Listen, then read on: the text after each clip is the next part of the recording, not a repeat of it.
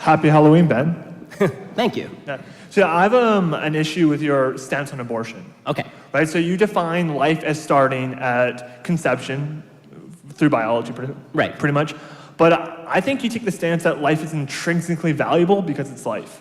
And that's where I disagree. I think there's two things that make life valuable. I think consciousness, the ability to experience pain, senses and stuff like that, and personal identity. In particular, psychological continuity identity. So the fact that we have memories, we have relationships, people have relationships to us. I think those are Do you need both of those, or is it either or? I just want to clarify your position. Either or. Okay, so if it's either or, then people with Alzheimer's have real continuity problems, you can't kill them. No, because people still have relationships with them though, right? So like just because you have like... I mean, you have a relationship with them, but with people with advanced stage Alzheimer's, they really don't have a relationship. Okay, but for the sake of example, like let's say someone dies, right? The family gets to decide what you do with the body. Because I know what you say. When you say, someone says, oh, it's just consciousness, and then they're brain dead, you say, well, can you stab them? No, you can't. Because that's the family's decision what to do with the body. It's the person's decision what they want to do. So if the family decides to stab them, it's okay to stab the when they're brain dead? Yeah, if they want to No, not brain dead. Let's say that you're comatose for a specifically and predictably short period of time, say 9 months. Say now, well, what is the person? Yeah. No. So I would say on the legal grounds, it would depend what the person put in their will. If the person has made clear statements like, hey, don't pull the plug on 9 months, then don't do that. Because I think the first choice is... Right, but let's say the person has not made such clear statements. Say the person can't make such clear statements. So and he's just in a complete coma? Let's say the person has not drawn up a living will or had conversations like this. They're in a car crash, they get in a coma, you know that in 9 months they're going to come out of the coma and they're going to be fine. Are you allowed to stab? Can the family say, you know what, these 9 months, stab the dude. Wait, so they're fine, so they're going to get their memories back? Let's say they don't get their memories back. Then I would say then that person is dead. And yeah, if the family wants to pull the plug, that's fine. I would have no problem with that, yeah. No, I would have no problem with that. Because that person is dead. You're getting into some dicey territory, dude. No, I think that person is dead. Right? And that's the best way to define life, is personal identity and consciousness. That's what makes life valuable. Right, so I think that, again, if you were to say both, that's too much. And if you were even to say either, I don't think either one of those legs stands on its own. Okay, because what you really mean, this is the thing about having a baby. It's a process of development. Right? And this is the point that I'm making. There's a period in this human life when that child does not have, or fetus or embryo, whatever you want to call it, when this living thing does not have consciousness and does not have a sense of identity. But in 9 months, it will have consciousness. Well, and even then, by the way, babies don't have a sense of identity for at least a certain number of months after they're born. And when the babies can recognize their parents' voices after they're born. That's not a sense of identity. Rats can No, identify. I would say it is, because it's a form of memory, though. Right, and that's what I was using. So are you a Jainist? Because animals also have consciousness. No, I would say that killing animals is wrong. You have no problem with that. So just to get this straight,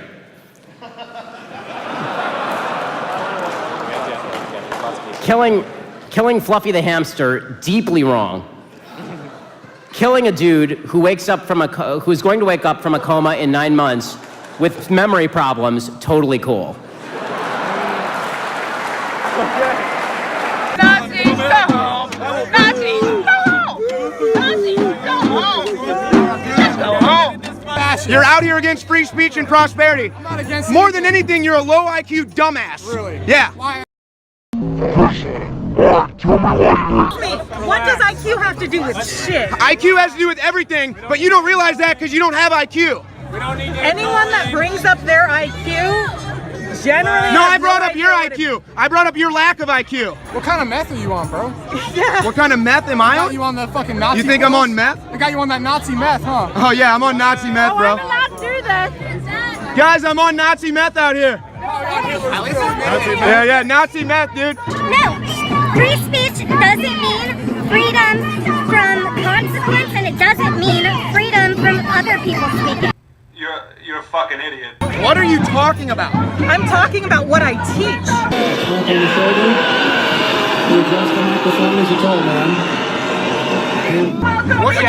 You're a teacher? Yes, You're sir. a teacher? Oh my God. being a teacher, Oh my asshole? God, this woman is a teacher. What's wrong with being a teacher, asshole? Teachers are great, but the problem is idiots are teaching our children, and that's why people like you exist, because you never had a real teacher. You just said teachers are great, and then you went and you called teachers idiots. Yeah, I think that a lot of teachers, that woman has a low IQ. I don't fuck with niggers and spics and whatever the fuck you think. Wow, that's racist. You're racist. Can you believe she just said that? I mean, I can believe it, yeah. Yeah, I guess, yeah. No, I don't know. Oh. Like these little fucking... Virtue signaling to its finest. Niggas and spics. You got a problem with it? Look, you stand there with a fucking tripod. That's your job for life. Actually, this isn't a tripod. You know what a tripod is? No, he's just a fascist. That's all that it comes down to. I'm just a fascist. I'm just a fascist, man. How am I a fascist, though? What training do you have in developmental psychology? What training do you have in developmental psychology? Developmental psychology. Actually, yes, I studied psychology in college. Where at? And you have mental problems. I do, but that's neither here nor there. Can I have one? Oh, you don't want to show your face because you're a teacher.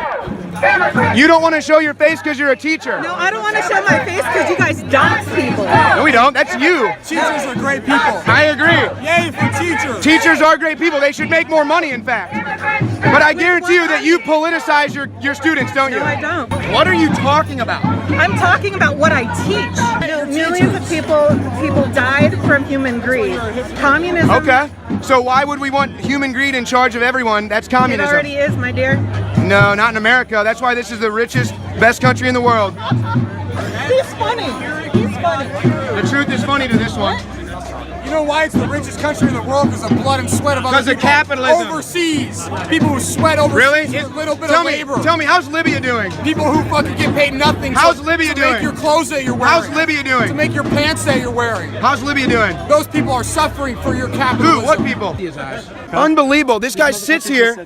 This is unbelievable. This guy sits here and complains about slave labor and goods made under slave labor. All the goods he's talking about are made in communist countries, you idiot! Hello.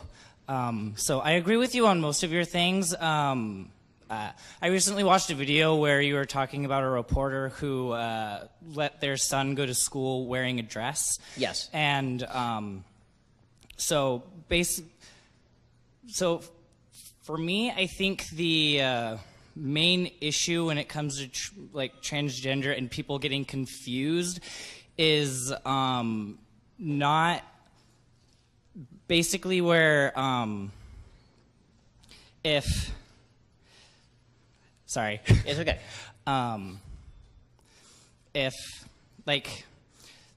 So that boy, if that child knows that he's a boy, and he goes to school. I'm not trying to be emotional. No, it's fine. And he understands that, and his parents are just like, yeah, just remember, you're a boy. I understand the whole bullying thing you were talking about, but wouldn't it confuse the child more if you say, hey, you can't do these things because these are specifically girl things, even though this child who's a boy and realizes he's a boy? No, if I'll answer the question, then you can tell me whether I'm getting to your question. Okay. So my feeling is that as a parent, and a parent of young kids, that it is my job to educate my kids about life. It is not my job to let my children make autonomous decisions about which they know nothing, because kids are really stupid. And I say this as the father of two. I mean, when I say that my 4.5-year-old daughter is smart, I mean for a 4.5-year-old. I don't mean overall. Because she just doesn't know enough about how the world works. And not only that, the reality is that cultures across time and space have differentiated between the dress of males and females. Now, there are folks who say, well, male dress in American society may look like female dress in some other societies. That's fine, but that's not how it is in the United States, meaning that we all sort of accept that there is a binary dress code, at least to a certain extent, in terms of how boys and girls dress. And if you want to confuse your child, then the best thing to do is take a 6-year-old kid and say to them, yeah, go ahead and wear a dress to school. And I don't feel like I'm discriminating against my 2.5-year-old son when I offer him another option or when I encourage him to take that other option. So, for example, my 2.5-year-old son, he's got an older sister, and his older sister wears all sorts of frilly things, and they're very shiny and they're very sparkly. And so he's very fond of going into her closet and taking out her shoes and putting them on. Okay, and after him doing this for a little while, I said to him, no, you're not allowed to wear those shoes. Those are your sister's shoes. Those are girl things. This is not evil. This is not terrible. This is called being a parent. And when finally, after he did it a little bit, I said to him, why don't we, you know what? I'm going to take you out. We're going to get you new shoes. We went to the Cowboy Western store, and we got him boots. He will not take off his boots. The moral of the story is that kids like cool stuff, regardless of whether it is stereotyped male or female, and that it is not a terrible thing to reinforce certain cultural stereotypes that are going to make your kid happier, safer, and more comfortable. And confusing them about gender is not just let's say that you are the world's most open-minded parent. You say, listen, I don't want to be part of any of these dress stereotypes with regard to culture. Guess what? Your kid still lives in a world. Your kid still lives in a world full of other people who are trying to reinforce the fact that masculinity and femininity have different qualities, and those qualities and differences are beautiful.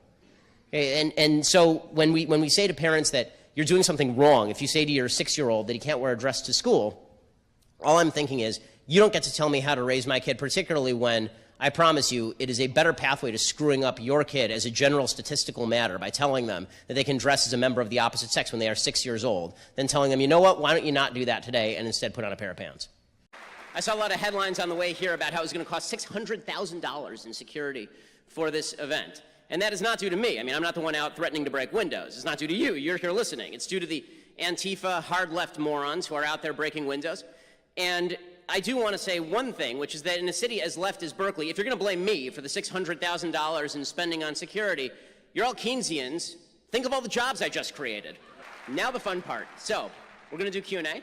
And I just wanted to know, why exactly do you think a first trimester fetus has moral value? Okay, so a first trimester fetus has moral value because whether you consider it a potential human life or a full-on human life, it has more value than just a cluster of cells. If left to its natural processes, it will grow into a baby. So the real question is, where do you draw the line? So you're going to draw the line at the heartbeat, because it's very hard to draw the line at the heartbeat. There are people who are adults who are alive because of a pacemaker. They need some sort of outside force generating their heartbeat.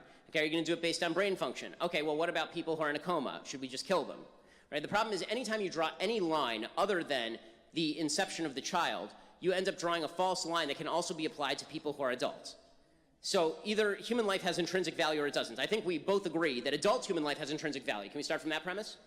I believe that sentience is what gives something moral value, not necessarily being a human alone. Okay, because, when you're asleep, can I stab you? I'm still considered sentient when I'm asleep. Okay, if you are in a coma from which you may awake, can I stab you? Well then, no. I guess not. I mean, I'm glad you answered that, because I have no interest in actually murdering you. But that's still potential sentience, and it's still a potential. I agree. It is potential sentience. You know what else is potential sentience? Being a fetus. The issue with that. The issue I have with that, though, is that if I'm in a coma and I'm not doing anything to anyone, I'm not causing any issues amongst the world. Whereas an unwanted child may or may not be a burden to people. Okay, well, there are lots of people who are unwanted, right? I mean, there are lots of people's parents who are unwanted, right? We're a bunch of college students.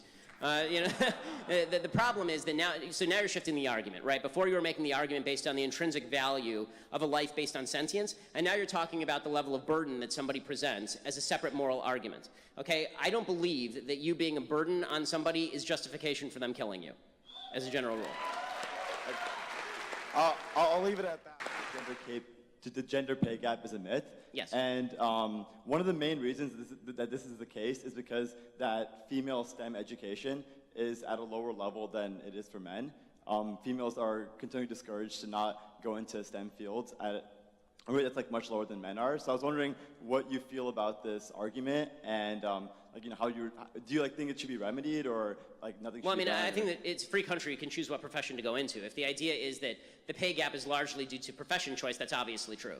If you look at a lot of dangerous professions, firemen, people who work on oil rigs, it tends to be men because men want to go into those professions. It's also true that men tend to spend more hours in the workplace. It's also true that women tend to take more time off with babies. That's not a bad thing, by the way. It's not a rip on women. It's always bewildering to me when feminists are like, it's terrible that women take time off to be with their babies. Why? I think it's a wonderful thing. It's certainly true that when you look at, for example, what women major in college, the number of women who major in STEM studies, which has nothing to do with getting a job and paying, women major in humanities much more than men do. Men are just interested in this stuff more. That's not a terrible thing. I don't see why that. Yeah, but I mean, like, there's thing. societal influence that occurs even before the college level, right? I mean, I don't know that there are a lot of people saying to a 7th grade girl who's good at math, you need to stop that and go read some poetry. I mean, listen, what I don't want is lowering of standards in science to meet any particular person, and I also don't want this idea that because a woman chooses not to go into science, and a lot of women choose not to go into science, and that creates a disproportionate percentage based on individual choice, that suddenly this is some sort of group discrimination happening in front of us. You're paid by Alex Jones Infowars. You're paid. You're paid to come out here and stand here. Wow! Wow, you caught us, dude. We have a job. Oh my God. Thank you. Why do you put your hands near the woman's head like that? She's the one that stepped up to me. You're a fucking coward, bro. I'm a coward? How am I a coward? You try to insult women. That's why you're a coward. What did I do? You insult women. I do what? All right, bud. I've seen you all over YouTube. What do you think? You're definitely pushing an agenda. What's my agenda? I have no idea.